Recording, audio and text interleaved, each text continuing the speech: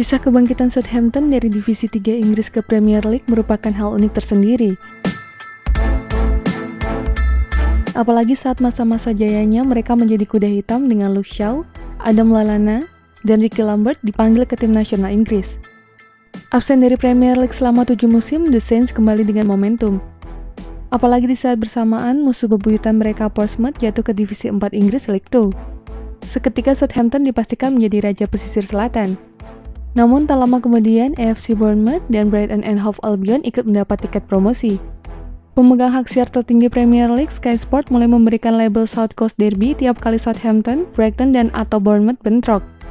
Padahal label itu sejatinya hanyalah milik Southampton dan Portsmouth. Jangan lupa tekan tombol subscribe dan lonceng untuk mendapatkan notifikasi dari Epic Football.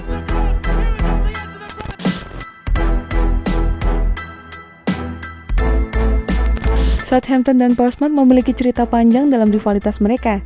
The Saints lahir lebih dulu dibandingkan Pompey, julukan Portsmouth, 13 tahun lebih tua. Tapi The Pompey lebih sukses ketimbang Saints. Lebih parah lagi, Harry Redknapp yang membawa Portsmouth promosi ke Premier League pindah ke Southampton pada 2004. Awalnya Redknapp disebut sebagai Judas alias pengkhianat oleh publik Portsmouth. Namun setelah membuat The Saints terdegradasi ke Divisi 2 Inggris Championship, Redknapp kembali menangani Pompey. Bukan hanya membuat klub rival terdegradasi, Redknapp juga memberikan Piala FA untuk Portsmouth pada 2007-2008. Rivalitas antara Southampton dan Portsmouth yang sebelumnya hanya masalah prestasi dan predikat klub sepak bola utama di kota Hampshire naik level berkat ulah Redknapp. Harry Redknapp bukan lagi Judas di mata pendukung Portsmouth. Dia adalah seorang agen bagikan Maria Hill dan Phil Coulson di Marvel Cinematic Universe. Brighton dan Bournemouth tidak memiliki cerita seperti ini dengan Southampton. Brighton dan Bournemouth bahkan tak memiliki cerita yang bisa membuat keduanya jadi rival. Dari jarak saja sudah masalah. Stadion St. Mary milik Southampton dan Fratton Park kandang Portsmouth hanya dipisahkan 30 km. Seperti Stadion Lebak Bulus ke Benteng Lama. Sementara jarak 108 km memisahkan St. Mary dengan American Express kandang Brighton. Jarak tempuh dari American Express ke Vitality Stadium milik Bournemouth lebih jauh lagi, mencapai 156,4 km. Jakarta dan Bandung pun lebih dekat daripada Vitality Stadium dengan Amex.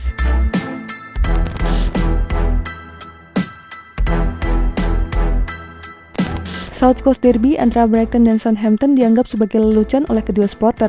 Tak ada yang menanggapi keduanya sebagai pertandingan serius. Adu gengsi, bagi supporter Brighton, Southampton bukanlah Crystal Palace. Bagi supporter The Saints, The Seagulls bukanlah Pompey.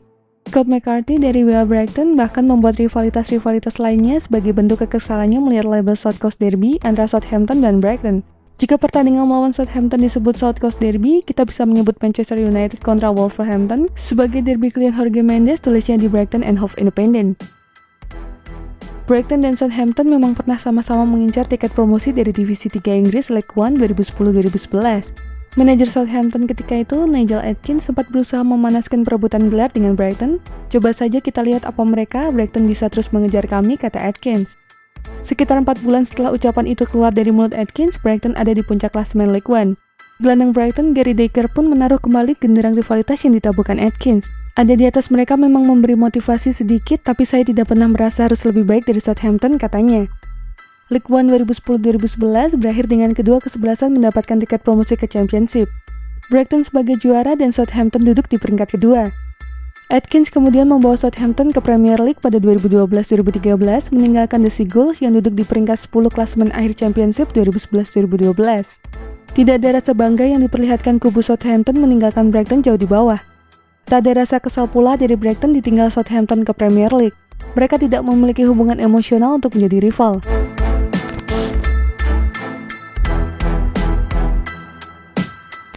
Beda cerita dengan rivalitas Brighton dan Southampton yang sejatinya hanya lelucon, kubu Bournemouth benar-benar ingin membentuk persaingan dengan The Saints. Rivalitas kami mulai tumbuh dipandang sebagai rival oleh Southampton merupakan bukti bahwa klub ini Bournemouth telah mengalami peningkatan, kata manajer Bournemouth Eddie Howe.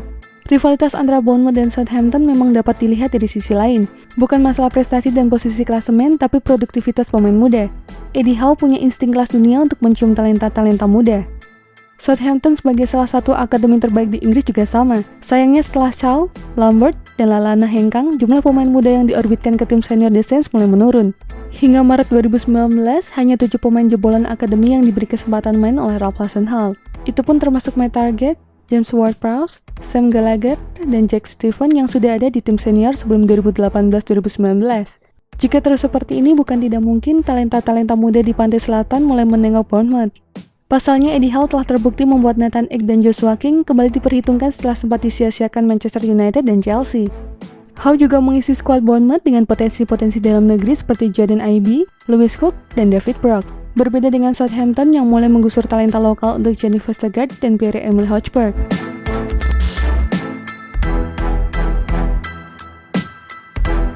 Benih rivalitas tetap tertanam meski supporter Southampton tetap melihat Portsmouth sebagai rival utama mereka. Lebih penting lagi, partai Portsmouth dan Southampton mulai menghilangkan label South Coast Derby dan disebut sebagai The New Forest Derby. Perubahan nama itu penting untuk nilai rivalitas kedua klub. Seperti partai Middlesbrough kontra Sunderland yang sebelumnya sempat disebut sebagai North East Derby, kini dikenal sebagai Tisdale Derby. Pasalnya North East Derby sudah lebih dulu digunakan Newcastle kontra Sunderland atau Tyneside Derby. Melepas label South Coast Derby bukan hanya akan membuat partai Southampton kontra Bournemouth jadi lebih prestisius, tapi juga tidak merusak nilai South Coast Derby yang sesungguhnya adalah Southampton melawan Portsmouth.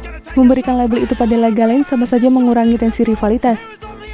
Apalagi jika disematkan dengan Brighton yang tidak memiliki cerita apapun dengan Southampton. Dan itulah informasi mengenai dunia sepak bola dari Epic Football. Jangan lupa untuk like, share, dan subscribe.